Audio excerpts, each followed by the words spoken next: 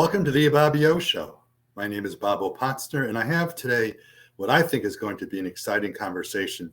And we're going to talk a little about politics today. We are now in 2024, and before you turn around, the presidential election is coming up, the conventions are coming up, the congressional and senatorial elections are coming up, and I think it's time to have some discussion about where we are in our country and how are we going to get through 2024 successfully. Our country for more than 240 years has been a democracy. It's been a country in which it's been an experiment in democracy. We've been the leaders of democracy in the world, but right now we're hitting a little blip. And I view the election of 2024 to be a very monumental election, because if we're going to preserve our democracy, this is the election. And in my opinion, it's more important for that than the price of milk at the grocery store and other things. So there we are today, and my guest is a wonderful, amazing lady named Susan Cocco, who I've known for years. Sometimes it's hard to get an opinion out of Susan. Just kidding. She's very strong in her beliefs. She's very bright and has been involved in a lot of political activities. And I welcome Susan Cocco to the show today to help me guide through 2024. Hi, Susan Cocco. Hi, thank you for having me, Bob. It's totally a pleasure. And, you know, it's funny. We have certain people get together at my house for like New Year's Eve and other times, and we can have very spirited conversations, whatever. This will be spirited today, but not to that level, I'm sure. Susan, tell us a little about your background first in terms of both politics and your experience in the workforce, economics. Thank you. I will cover both. I'm going to start a little bit with business, and let me just say that I've got 40 years of business experience as a consultant, as well as a marketing and communications professional. I've worked with America's corporations, as well as their national and global brands, as well as small businesses and small business clients. My clients have run the gamut from Procter & Gamble, Kraft, Mondelez, Unilever, Quaker, New Balance athletic shoes, Burt's Bees, Diageo, as well as companies in the emerging technology and consumer packaged goods sector. What I do in business, and my passion and expertise, is in consumer behavior and trends. And why? Because these are the drivers that not only shape demand, right? Demand for businesses' products and services, but they also shape how we live and what we consider to be important. That brings me to politics. I became involved in politics in the 1970s. I grew up in Boston. I went to college there. And my first really intense engagements were advocating for and working for the passage of the Equal Rights Amendment in 1976. I was active at the state level in Massachusetts politics as a volunteer, and I volunteered on gubernatorial, U.S. Senate, and legislative races. In Connecticut, once I relocated to Connecticut, got myself and my family settled, and began to have the time to volunteer, I began with volunteering in voting, elections, and principally Democratic politics in 1998. I'm honored to say I served as the chair for Hillary Rodham Clinton's campaign in Connecticut in 2007, 2008. I was the authorized representative for delegate selection. I've been a delegate to the National Democratic National Conventions in Colorado in 2008 when we nominated Obama, 2012 in Charlotte when we nominated Obama, and 2016 in Philadelphia when we nominated Hillary to be the first woman to head a national party's ticket for the presidency. I've been a delegate to every Connecticut state convention since 1998. And my personal passion for women in politics and gaining greater representation of women in politics led me to begin a PAC with some collaborators, a Connecticut PAC called Ella's List after Connecticut Governor Ella Grasso, which seeks to support women who are looking for the chief executive roles in their municipality. And that, you would know, would be the mayor or the first selectman. Last year here in Ridgefield, I founded the Alice Paul Legacy in Action Awards, which is an annual award conferred on contemporary women with a connection to Ridgefield. as well as a historical woman, who are making noticeable contributions to social equity and justice, voting rights, women's rights, and gun violence prevention and protection. Susan, my question to you is this. So when do you sleep? I sleep between about 10 or 11 o'clock at night and about Yeah, 5 I would o'clock think in so. the morning. And the thing is, you've also been a great role model for your daughters. You have two Thank you. daughters, one of whom worked in the Jim Hines campaign, I believe, and one of them Correct. also, She's Jim Hines' political director. that's Francesca. Mhm. And also Francesca, I believe, was integrally involved in the election for the mayor of Danbury. She's a campaign manager for Roberto Alves, now the mayor of Danbury, and she's currently working in his administration. Candy Ann, could we show a few of the pictures that reflect Susan's activities in national convention, et cetera, just to get a flavor for that? Is that Hillary Rodham Clinton to your right? Certainly is, and it's at a fundraiser in Westport, right before the primary, right after the Connecticut primary in 2000. I had the honor of nominating you in our congressional district. I think it was 2008 for Obama. Am I correct on that one? No, 2008 for Hillary. For 2008 for Hillary. Okay, I'm sorry. I take that back. Next picture, please. Is that Senator Blumenthal? It's Senator Blumenthal, and that was at a forum sponsored by a group Senator Gillibrand began called Off the Sidelines. That was a forum of women in economics and politics, Rosa DeLauro and others, talking about putting women more at the forefront. Women are still underrepresented in elected positions, and this was an initiative designed to call attention to that and encourage more women to run. Next, please. There I am doing what I do best, I think, which is talk. Next, please. President Obama. This is the 2012 DNC convention in Charlotte, North Carolina, where I was a delegate, and President Obama was being renominated to run for his second term. 2012 had been predicted to be a slaughter for Democrats at the voting booth, and it was not. So by slaughter, you mean to lose or to win? Lose. Okay. We'll do some more pictures later. I want to come back to some questions for you, Susan. Susan, I started the show today by saying that the 2024 election is a very critical election. And you and I spoke a lot in 2020, and I believed that Biden defeating Trump in 2020 was a critical election, because I figured if Biden won in 2020, we could get past the MAGA stuff. I won't use the word I'm thinking of, but the MAGA activities. But things seem to have gotten more difficult in our country since then. And would you agree with me that 2024 is perhaps one of the most important elections in our country's history? You know, that's a phrase that's used a lot, and I think sometimes it becomes less important to the frequency of use.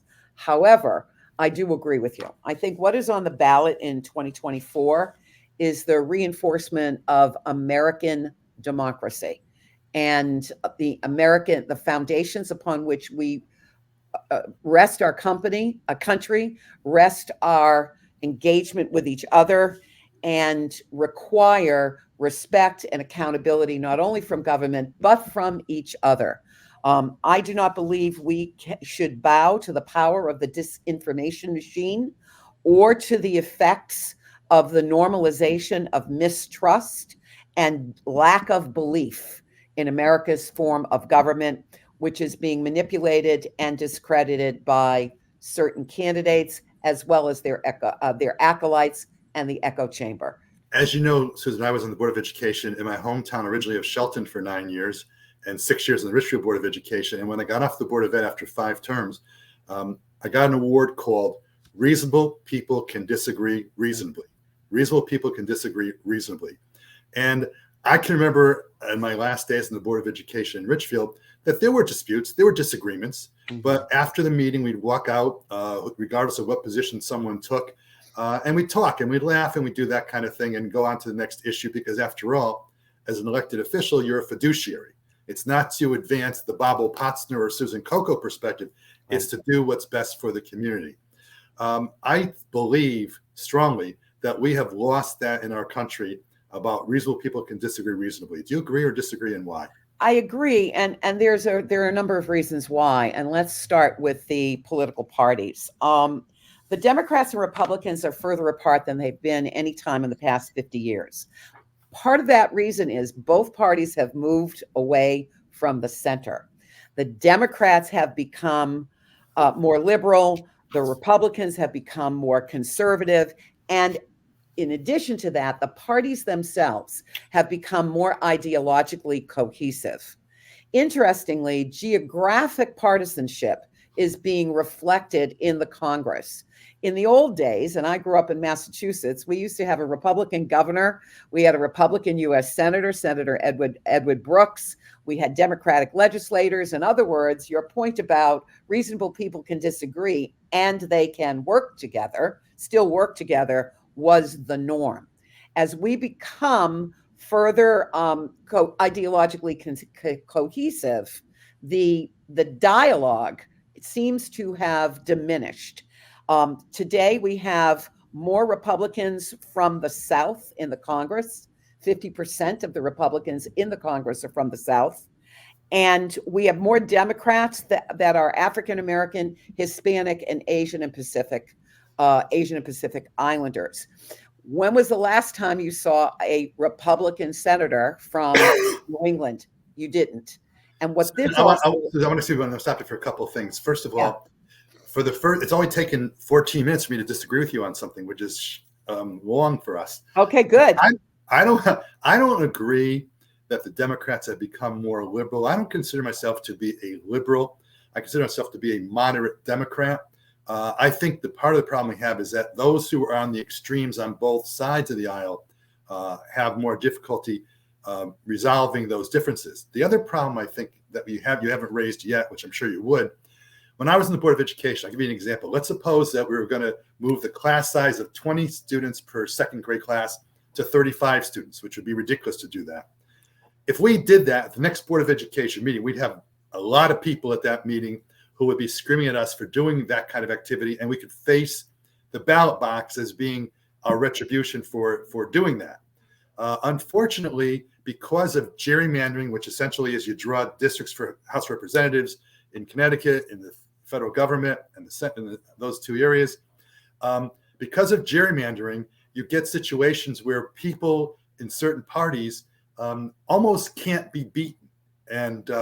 And that makes it very difficult. I think in the congressional election coming up in 2024, I think I've read maybe 22 seats more or less in the House of Representatives are really up for grabs. And I think not facing the battle of the ballot box, I think caused a lot of this ability for people to say, no, I won't, such as Mike Johnson saying, as the Speaker of the House in D.C., I'm just not bringing this bill past 70-30 more or less in the Senate on the border walls and the Israel and Taiwan and Ukraine.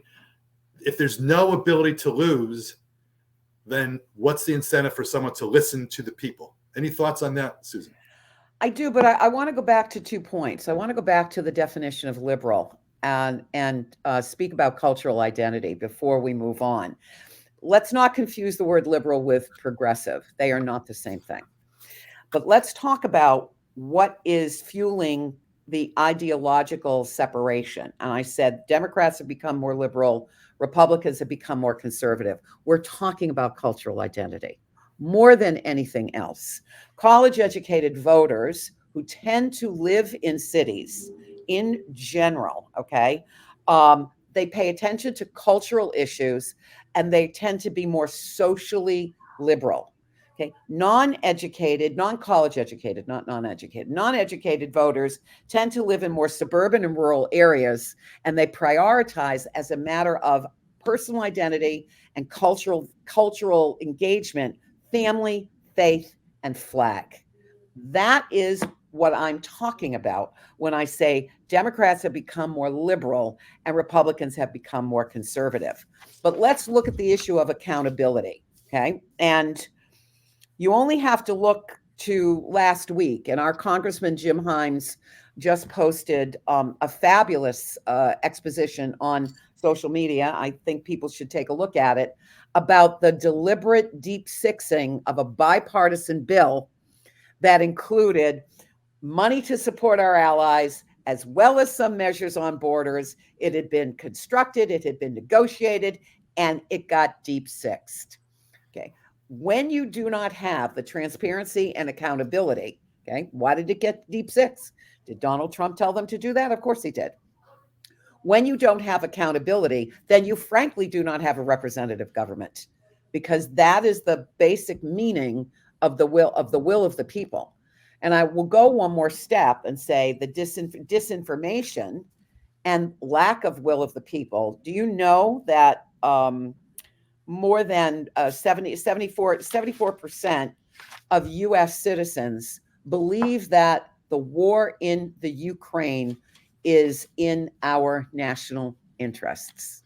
Susan, on that topic, that's something that concerns me a great deal, because we can pick 3 or 4 or 5 topics for which the American people, if you believe polls, and I'm always not the biggest believer in polls, because what question you ask, how you ask the question can impact the polls. But if you believe the polls, there are about 4 issues that for which Americans, supposedly 75% or more, support the following: gun control, right, abortion rights, which goes beyond abortion. It goes to the issue of in the bedroom. And everyone talks about Roe versus Wade, but there's a case called Griswold versus Connecticut, that's right, which is a predecessor of Roe versus Wade, that talked about the right of people to do what they want to do. You mentioned the Ukraine situation, and unfortunately, the will of the people is not being respected, which I think is causing a lot of the negativity in our country. And the biggest thing I'm worried about is the Supreme Court.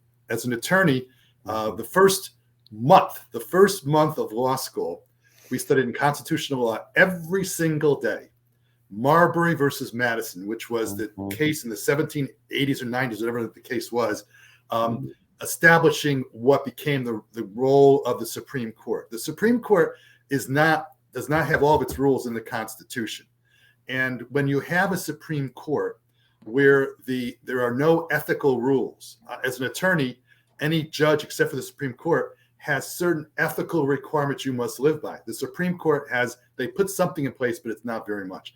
And I think what you talked about before about respect for institutions is a serious problem, because people are looking at the Supreme Court saying, holy cow, they're not listening to what we have to say. Any thoughts about that?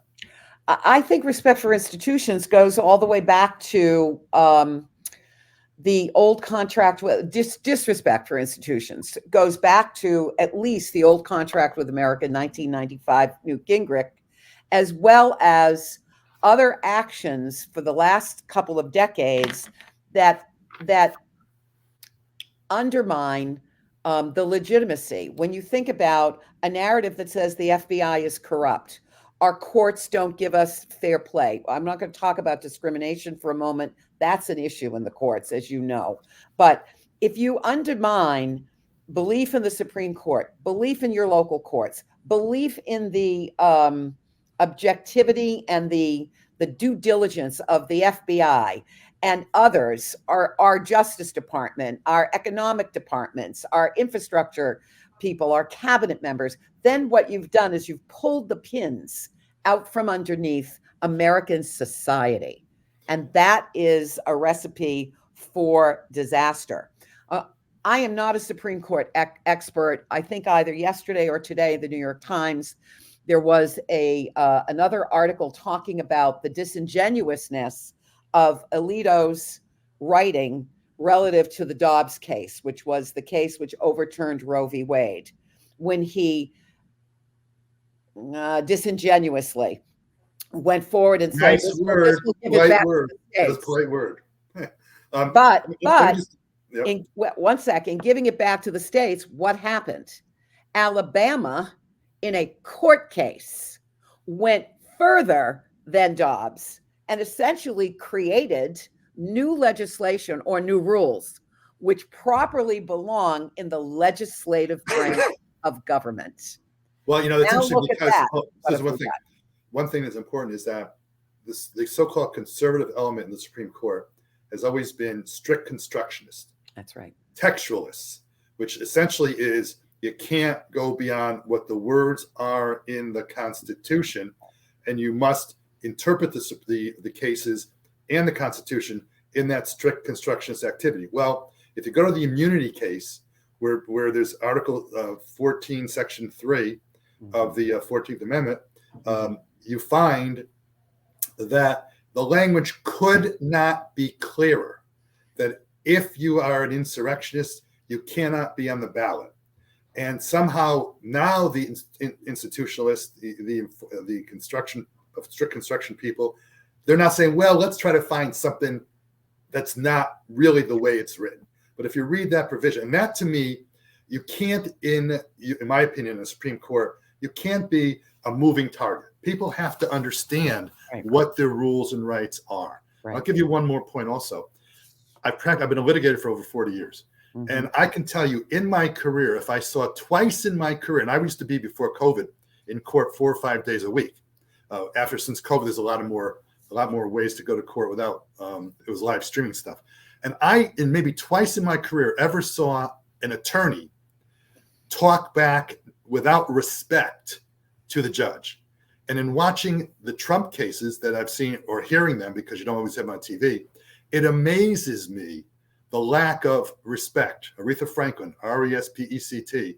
And I think I have thoughts about where that lack of respect for the court system has arisen from. But what do you think, Susan? How have we gotten to that point where judges are not deemed to be the law of the land in that courtroom, subject to appeals? I think there are a couple of underlying drivers. I think that there is still uncertainty in our society. There's uncertainty and insecurity, and those effects are felt more by our Hispanic and African American households, and it's felt more in rural areas.